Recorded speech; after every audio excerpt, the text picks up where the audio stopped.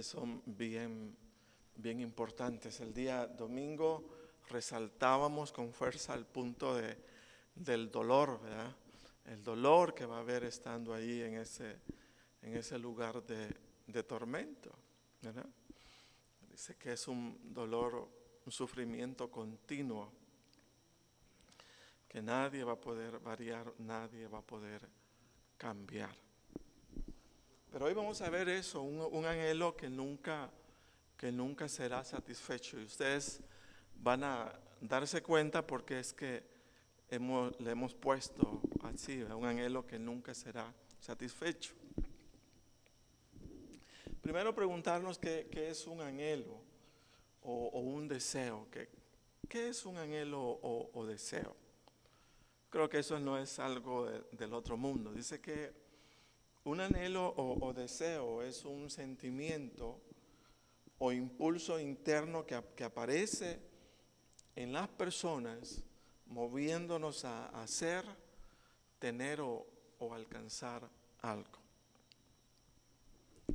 Sé que son los anhelos o deseos en las personas las que continuamente nos están moviendo en nuestro diario vivir a hacer, a esforzarnos o a buscar de alguna manera el logro de las cosas. Todos nos estamos moviendo siempre por diferentes anhelos, por diferentes deseos. Esos usted los va a encontrar en usted mismo, ¿verdad?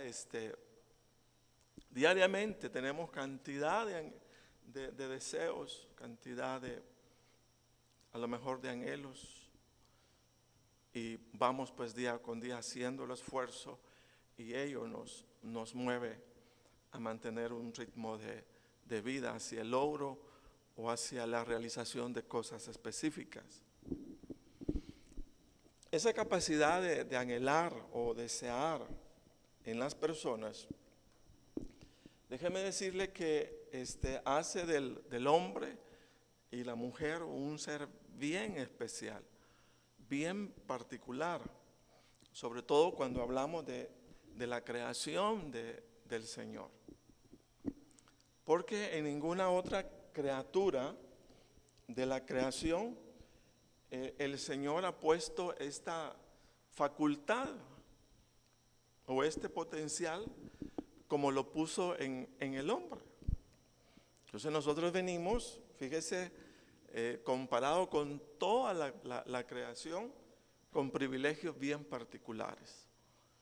Y esa facultad de anhelar, de desear, es bien característico, muy característico del hombre o del ser humano, ¿verdad? Y le damos gracias a Dios por ello. Necesitamos darle gracias, por mirar, Señor, cuánto pusiste, ¿verdad? En nosotros, porque podemos anhelar, o sea, podemos desear, y eso sale de nuestro ser, de nuestro corazón. Miren, es tan grande ese potencial de anhelar, de desear, que por él somos movidos, de hecho, a tener o hacer no solo aquello que es productivo o agradable al Señor, fíjese, sino también el hombre se ve impulsado a desear o anhelar aquello que destruye y que no es agradable al Señor. O sea, ambas cosas. Tenemos un lindo potencial, pero con ese lindo potencial que nosotros tenemos, podemos irnos por la ruta correcta o decidirnos ir por la ruta incorrecta. Y eso es parte de nuestra facultad. Entonces, por esa libertad en el hombre y la mujer de elegir, fíjese, sobre sus propios anhelos o deseos, es que el Señor mira la necesidad de establecer sobre todos los hombres sus mandamientos y sus leyes. mandamientos y leyes que nos permitan filtrar de nosotros mismos aquellos anhelos que son incorrectos, o también ubicar en nosotros mismos aquellos anhelos que son correctos. Entonces Dios da a conocer por esa capacidad en el hombre de tener anhelos y de tener deseos.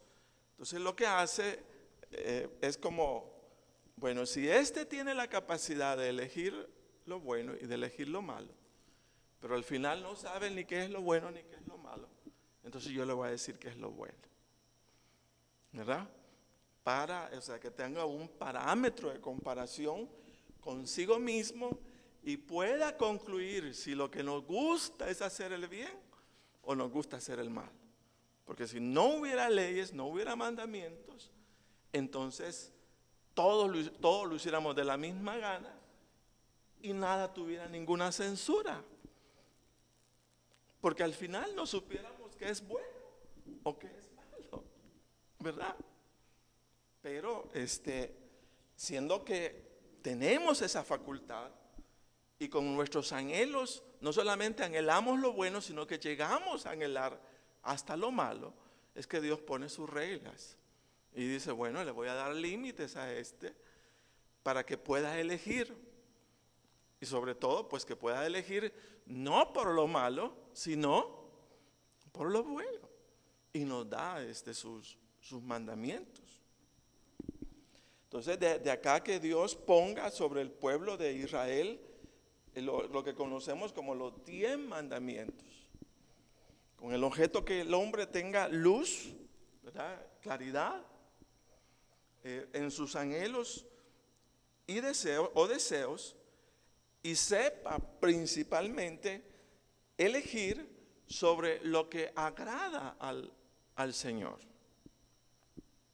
Y de acá que nosotros tenemos como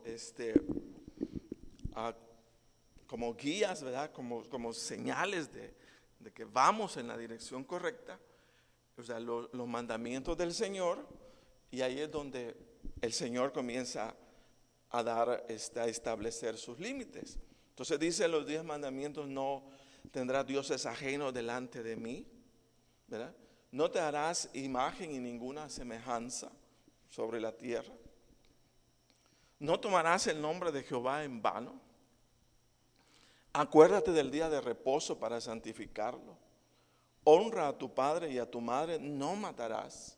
No cometerás adulterio. No hurtarás. No hablarás contra tu prójimo falso testimonio. No codiciarás. Entonces el Señor nos da parámetros de vida para que nosotros seamos quienes, o sea, elijamos el bien y elijamos sobre todo pues el camino correcto. Estos mandamientos debemos considerarlos como límites. Yo lo que miraba con los mandamientos, yo no sé si ustedes lo pueden ver de esa forma, es que cuando nuestros niños están pequeños, cuando los hijos están pequeños, nosotros los ponemos en la cuna y le ponemos una baranda. Entonces la baranda implica que hasta ahí llega, que no puede pasar más. O en la casa, ¿verdad? Hoy ya no se mira. Yo lo alcancé a ver, en la casa de mis abuelos había un cerco al final. No había un tapial, como lo conocemos, sino que un cerco.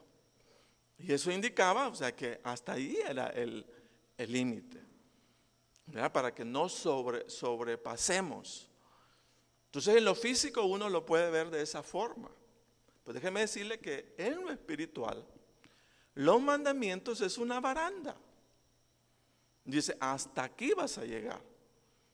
Y eso lo hace el Señor con el objeto de que no sobrepasemos. Porque si nosotros nos pasamos del límite, entonces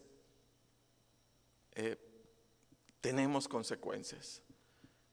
Yo recuerdo que Evelyn, parece que fue, ¿verdad?, la que tratando de alar, y cabal estaba en la cuna, de alar, de tomar algo, y ¡bum!, se fue de boca, de toda la cuna.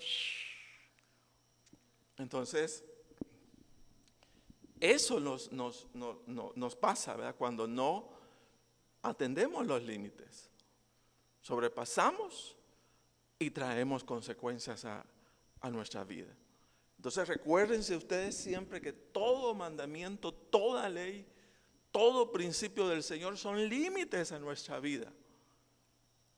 Pero si nosotros sobrepasamos, hay una consecuencia, ¿verdad? Entonces, esa capacidad de anhelo o deseo, déjame decirle que esa capacidad de anhelar o de desear prevaleció o predominó sobre el hombre rico que se menciona en la parábola del rico y Lázaro. Pero fíjese que hablar de anhelos o deseos en una persona de carne y hueso, como decimos, pues es algo normal. Pero hablar de los anhelos o deseos de una persona que estando ya muerta, continuó mostrando tales facultades, esto sí es sorprendente o sorprende y es digno de reflexión. Y es digno de reflexión porque, fíjese, del relato de la parábola que estamos viendo, se puede concluir que las facultades de pensar, sentir, desear en la vida eterna de las personas no va a desaparecer. Yo no entiendo, no sé, pero en esa atmósfera de la eternidad vamos a seguir, o sea, percibiendo algunas cosas que a lo mejor creemos solo es característica de nuestra humanidad, pero también en el mundo, o sea, en la dimensión eterna, vamos a continuar estando activos al respecto. Entonces, eso sí es digno, ¿verdad?, de pensarlo. En una persona normal, común y corriente, bueno, sus anhelos y deseos es natural. Pero hablar de anhelos o deseos en las personas que ya están muertas, entonces esa es otra cosa diferente. Entonces lo que a mí me dice al respecto es, fíjese bien que las facultades de pensar, sentir, desear en la vida eterna no habrán desaparecido. No habrán desaparecido. O sea, con la única salvedad, fíjese, que serán anhelos, serán deseos que nunca podrán ser satisfechos. Y qué duro es anhelar, desear algo y no poder tenerlo o concluirlo, sino únicamente desearlo, pero hasta ahí no más. Yo quiero que vayamos nuevamente a la parábola. Lucas 16, 19 dice, había un hombre rico que se vestía de púrpura. Ya decíamos que vestía de púrpura. Yo pensé que púrpura era alguna tela, pero no es tela, es color, un color, el color púrpura. Y de lino fino, dice, y hacía cada día banquete con esplendidez. Había también un mendigo llamado Lázaro que estaba echado a la puerta de aquel lleno de llagas y ansiaba saciarse de las migajas que caían en la mesa del rico. Y aún los perros venían y le lamían las llagas. Aconteció que murió el mendigo y fue llevado por los ángeles al seno de Abraham. Y murió también el rico y fue sepultado, fíjese. Entonces murió también el rico y fue sepultado. Y en el Hades dice que alzó sus ojos, estando en tormento, y vio de lejos a Abraham y a Lázaro en su seno.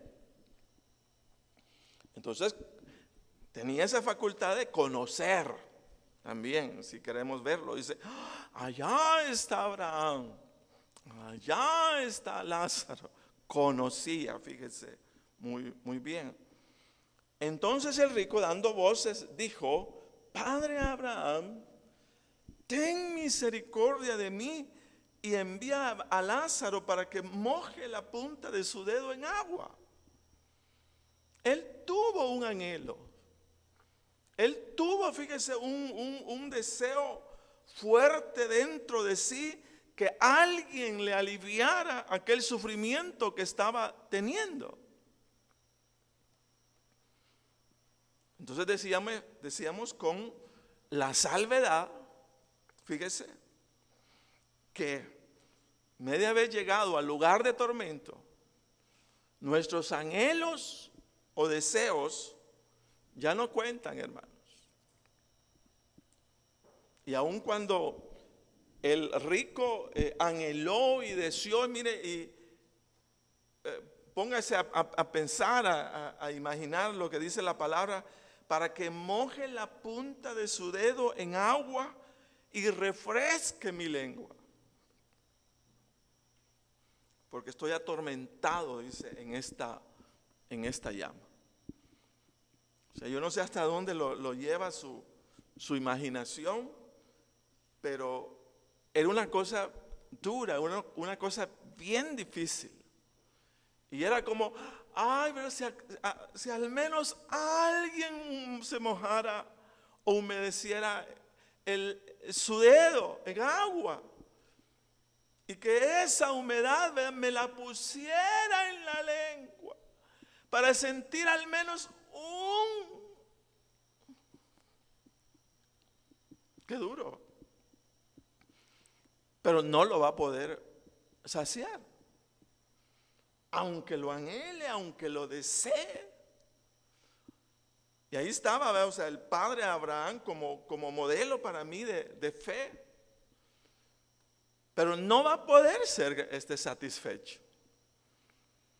No va a poder ser concluido dicho anhelo, dicho deseo. Porque ese es un lugar de condenación. Entonces es algo en lo que podemos meditar. Entonces decir que media vez muertos y llegado al lugar de tormento, que de hecho no es nuestra realidad, ¿verdad? O no es nuestra verdad, por haber rechazado o menospreciado la gracia de Dios en Cristo Jesús en vida física.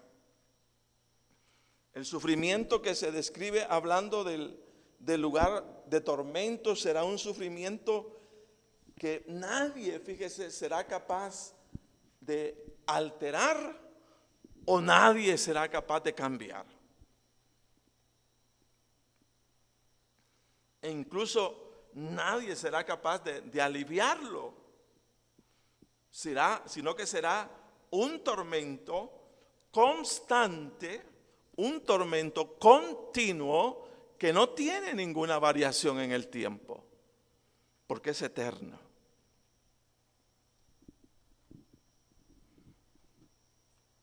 Imagínense ustedes, eso, ¿verdad? Es algo duro, es algo difícil lo que se plantea con el concepto, ¿verdad? El domingo veíamos como infierno, donde la llama dice no se apaga y el gusano no se muere. Ahora, ¿por qué es importante reflexionar y pensar en el anhelo que surgió del hombre rico al estar en el lugar de tormento? Es como el punto que nos trae. ¿Por qué estamos reflexionando? ¿Por qué reflexionar? Primero, hermanos, porque podemos entender, fíjese, lo que es la gracia del Señor en Cristo Jesús para el hombre, para la mujer en vida física. Eso nos puede ayudar a entender. ¿Por qué? Mire, puesto que en la vida física, entre tanto no muramos, todo hombre o toda mujer puede dar testimonio de la gracia del Señor. En el sentido que como hijos de Dios tenemos la oportunidad, hermanos, de venir delante de la presencia de nuestro Dios en tiempo de angustia, en tiempo de necesidad, en tiempo de sufrimiento, y por la gracia de Dios vamos a ser oídos, vamos a ser escuchados. Y el Señor va a responder nuestras necesidades o nuestras peticiones que nosotros tengamos. Fíjese, nosotros hemos oído expresiones como estas en la palabra. Dice, pedid y se os dará, buscad y hallaréis, llamad y se os abrirá. En hebreo dice, porque no tenemos un sumo sacerdote que no pueda compadecerse de nuestras debilidades, sino uno que fue tentado en todo según nuestra semejanza, pero sin pecado. Acerquémonos pues, dice, confiadamente al trono de la gracia para alcanzar misericordia y hallar gracia para el oportuno socorro. Entonces, en vida física y por la gracia que hay para el hombre, fíjese, en Cristo Jesús, tenemos la oportunidad de pedir y rogar al Señor nos libre de todas nuestras tribulaciones. Y fíjese que el Señor promete respondernos. Pero una vez muertos, inmediatamente nuestro ser entra a la eternidad, esa gracia de Dios se habrá terminado. Y si el lugar al que llegamos es el lugar de tormento, ahí ya no existe tal oportunidad que el Señor se compadezca de nosotros y escuche nuestros anhelos o ruegos y nos ayude a aliviar el tormento o sufrimiento que estamos viviendo. Porque ahí en el lugar de tormento la gracia del Señor no existe.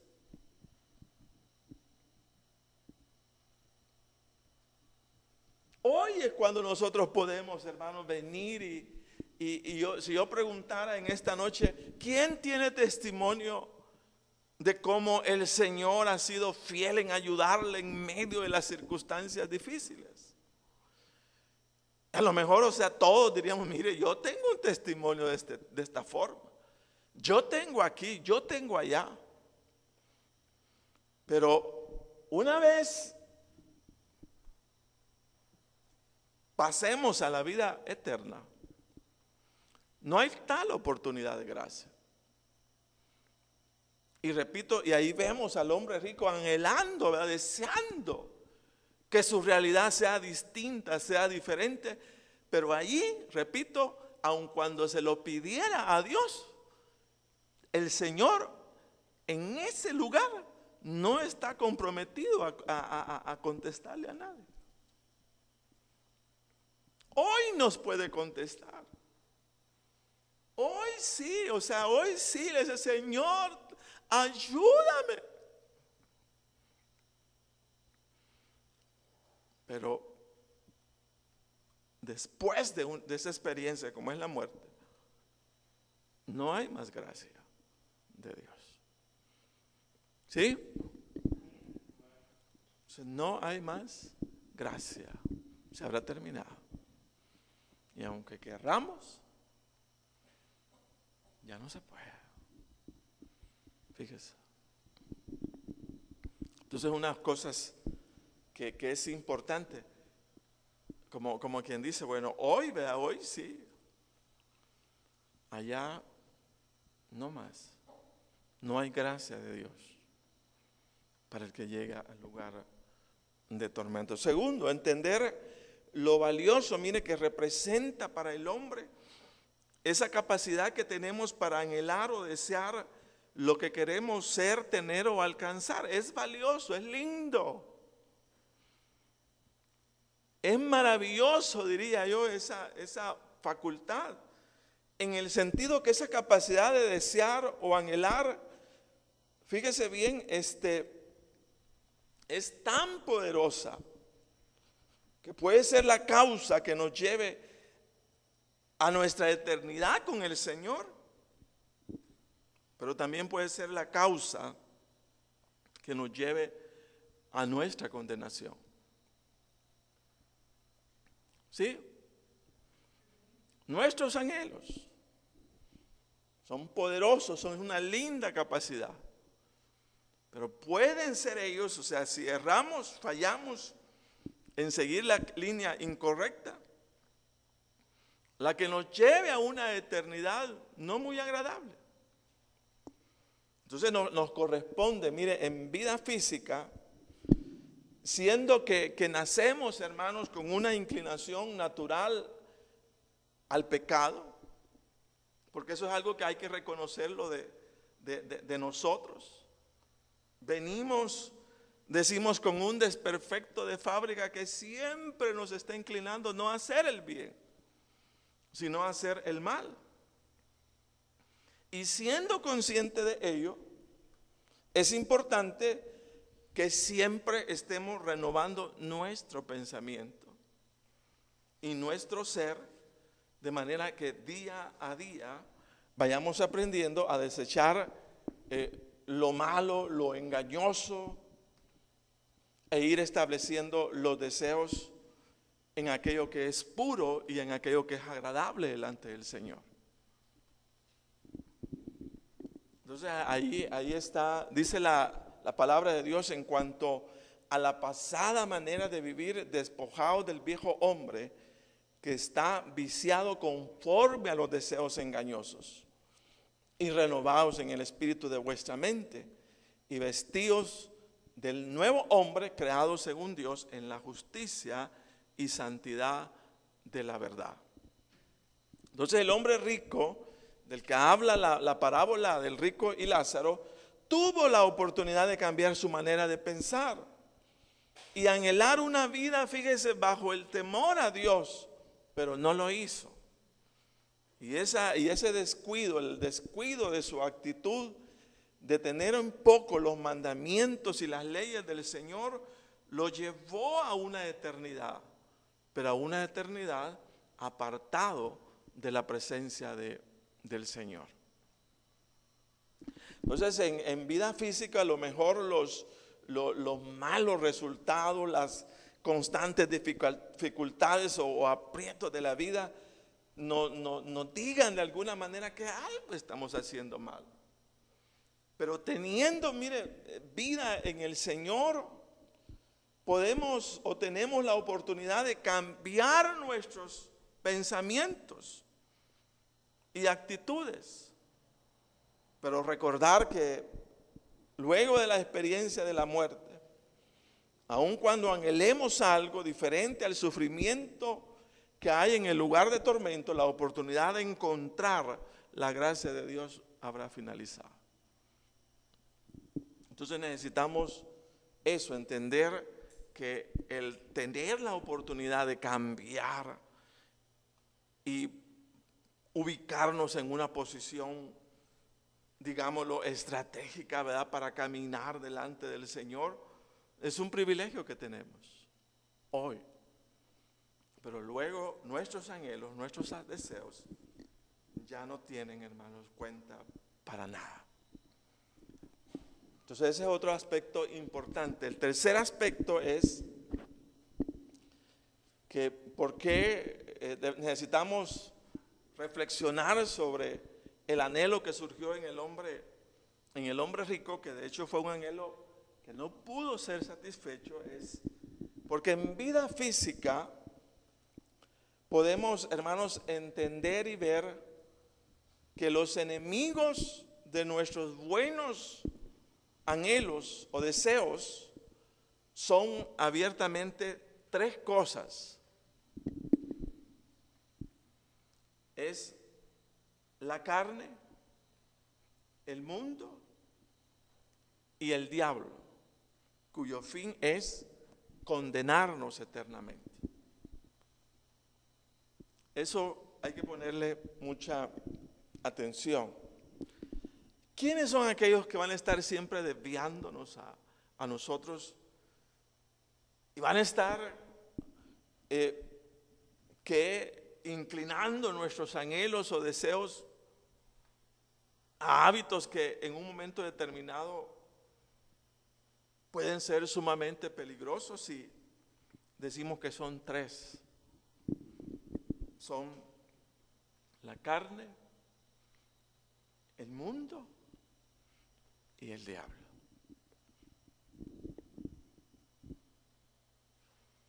Y de hecho decir, ¿cuál es el fin de ellos? Llevarnos a la condenación eterna. Ese es el fin. Entonces hay tres enemigos con los cuales mantenemos una lucha constante. Y esa lucha constante es contra la obediencia al Señor. Ellos van a estar siempre ahí, estorbando nuestro deseo de obediencia. La carne, el mundo y el diablo. Note usted, reflexione usted, ¿quién lo aparta del Señor? Si no es la carne, va a ser el mundo, o de hecho va a ser el diablo.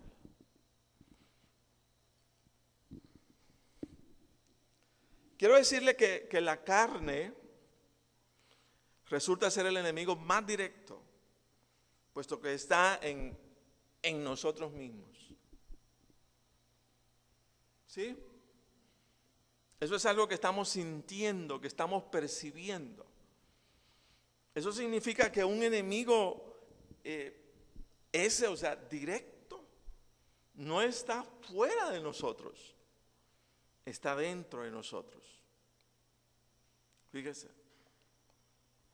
Y miren si no es dura la lucha con la carne. Vea usted si no es dura. Pablo la describió,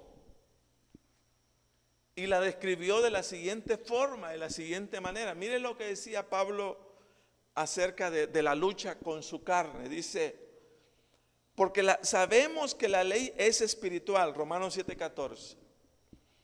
Dice, mas yo soy carnal, vendido al pecado.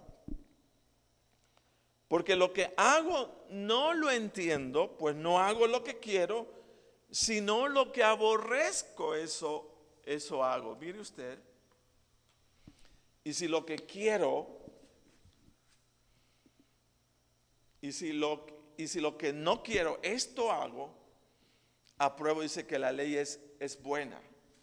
De manera que ya no soy yo quien hace aquello, sino el pecado que mora en mí. Y yo sé que en mí, esto es en mi carne, no mora el bien. Porque el querer el bien está en mí, pero no el hacerlo. Porque no hago el bien que quiero, sino el mal que no quiero, eso hago. Y si hago lo que no quiero, ya no lo hago yo, sino el pecado, dice, que mora en mí. Así que, queriendo yo hacer el bien, hallo esta ley, que el mal, dice, está en mí. Porque según el hombre interior me deleito en la ley de Dios, pero hay otra ley en mis miembros que se revela contra la ley de mi mente y que me lleva cautivo a la ley del pecado que está en mis miembros. Y luego dice, miserable de mí, ¿quién me librará de este cuerpo de muerte? Gracias doy a Dios por Jesucristo, por Jesucristo Señor nuestro. Así que yo mismo con la mente sirvo a la ley de Dios, mas con la carne a la ley del pecado. Entonces todos andamos llevando un enemigo de la obediencia al Señor. Un enemigo que está ahí siempre levantándose en contra de nuestro deseo de obedecer. Y eso se llama la carne. Cuando dice la ley, dice la ley de la carne para mí es el gobierno de la carne. O sea, la carne domina internamente, nos domina. Y eso pues lo podemos ver en aquellas personas que están esclavizadas, por ejemplo, a un vicio. Podemos recordar a lo mejor el caso de una persona que tiene problemas con la droga o con el alcohol. La persona reflexiona, la persona sabe que practicar o consumir la droga o consumir el alcohol le trae problemas, le trae dificultades. Pero no puede dejar de beber. Entonces dice, llega todos los días, ¿verdad?, donde la familia, mira, hoy es su último día que tomo. Hoy es su último día. Y al día siguiente está igual, está tomando. Entonces la familia dice, bueno, yo ya no aguanto, ya no soporto tanta mentira. Y él quiere. Pero hay una fuerza, fíjese, más grande que su propia voluntad. Y es la ley, de ese gobierno, ese rey, ¿verdad? O sea, el cual está allí en nuestra carne y que gobierna y demanda lealtad. Y eso está en todos nosotros, fíjese. Demanda lealtad. Si usted comienza a practicar un mal hábito, usted se va acostumbrando de manera tal que después usted no se lo puede quitar. Igual es aquel que fuma, ¿verdad? Le dice, bueno, yo esta es la última vez que fumo. Y vuelve a fumar. Entonces es una fuerza interna que me lleva cautivo a lo que quiere. Y eso es la ley del pecado, el gobierno de la carne. Es un gobierno, es una autoridad, ¿verdad?, en la carne que me dice lo que tengo que hacer. Y con eso nos enfrentamos, fíjese. Por eso dice, oiga lo que dice Pablo, pero veo, dice, otra ley en mis miembros que se revela contra la ley de mi carne, otra ley. ¿Quiénes son los que ponen leyes? Los reyes. Entonces hay leyes en mí. Luego dice, miserable de mí. Dice, con esa ley que han llevado, ¿quién me librará de este cuerpo de muerte? Gracias a Dios, dice, por Jesucristo, Señor nuestro. Así que yo mismo, dice, con la mente sirvo a la ley de Dios, más con la carne a la ley del pecado. Entonces lo más confiable que nosotros andamos llevando, fíjese, con nosotros mismos, fíjese que es la mente, que vendría a ser para mí la cabina de control capaz de iluminar, sobre todo iluminarnos para enfocar lo correcto e inducirnos a obedecer al Señor. Entonces, si la cabina de control, que es la mente, que es donde conocemos la palabra de Dios, no funciona, diciendo, ¿verdad?, para dónde hay que ir, siempre vamos a ser llevados por los impulsos, sentimientos y pensamientos carnales. Por eso la palabra de Dios siempre nos está diciendo, mire, renuévense en el espíritu de la mente. Es la mente, fíjese, la que tiene que enfocar. Si la mente no puede enfocar lo bueno, no puede enfocar lo que es malo, entonces nosotros no hallamos para dónde hacernos. Pero si algo tiene que permanecer activo en contra, ¿verdad?, de esta lucha que tenemos con la carne, es la mente. Entonces el cuerpo va a desear todo. Pero la mente dice, ¿sabes qué? Eso lo puedes desear.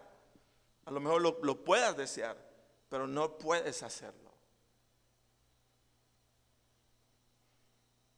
Tu mente, tu cuerpo lo anhela, pero tu mente dice, no, eso no es. Ah, bueno.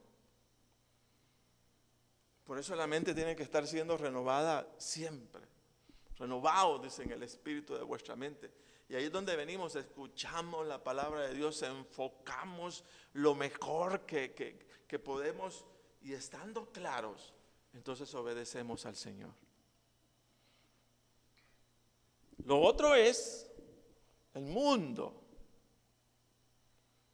Dice el apóstol Juan, porque todo lo que hay en el mundo, los deseos de la carne, los deseos de los ojos y la vanagloria de la vida, no provienen del Padre, sino del mundo. Y el mundo pasa y sus deseos, pero el que hace la voluntad de Dios permanece para siempre.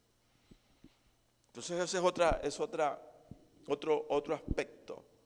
O sea, el conjunto de creencias, prácticas y de todo lo que uno ve alrededor de uno. Esa es otra lucha, induciéndolo, moviéndolo uno a desear lo que el mundo anhela, lo que el mundo desea. Pero dice el apóstol Juan, y el mundo dice pasa y sus deseos, pero el que hace la voluntad de Dios permanece para siempre. Entonces hay que tener, cuidado, que son aquellas cosas del mundo que me separan del Señor, pudiera ser una pregunta. ¿Qué cosas son aquellas que en mi diario vivir, no alimentan la voluntad de Dios, sino me están alejando de mi deseo de permanecer fiel al Señor y a su palabra? Es una buena pregunta.